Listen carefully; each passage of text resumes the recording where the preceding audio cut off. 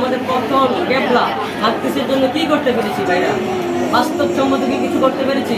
শুধু মিটিং মিছিল করে আমাদের সব শেষ হয়ে যেতেছে ভাইরা। তাহলে আমাদের কিভাবে হবে?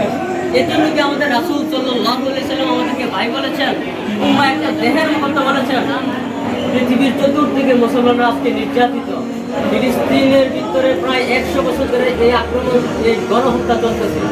উসমানী খেলাফত পতনের পর থেকে অস্ত্র চলতেছে। লেবাননের হাতে যখন 9/11 টুইন টাওয়ার আক্রমণের সময় একটা ব্রিটিশ সাংবাদিক ধরা খেয়েছিল, এই ব্রিটিশ সাংবাদিক, মহিলা সাংবাদিক বলতেছে ওই টুইন টাওয়ার আক্রমণে মাত্র 2700 জন লোক মারা গেছে।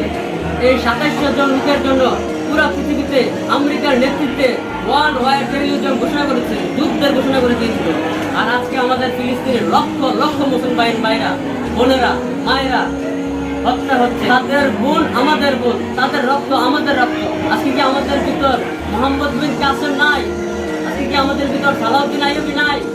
ভাইরা, আজকে আমাদেরকে জেগে উঠতে হবে ভাইরা। আমরা মাঠ পর্যায়ে কাজ করতে হবে ভাইরা। তরুণ ভাইরা, আমাদের প্রতি ফুটা রক্ত, এটা সেকেন্ড আল্লাহর দেওয়া আমানত। আমরা এই শরীরটা, এই সময়টা কোন কাজে ব্যয় করতেছি? আমরা কোনো তন্ত্র, কোনো মতবাদ প্রতিষ্ঠার জন্য আমাদের রক্ত ঝরতে পারে না। আমাদের যদি রক্ত ঝরে সময় ব্যয় হয়, একমাত্র আল্লাহর জন্য ফি সাবিলিল্লাহ ব্যয় হতে হবে ভাইরা।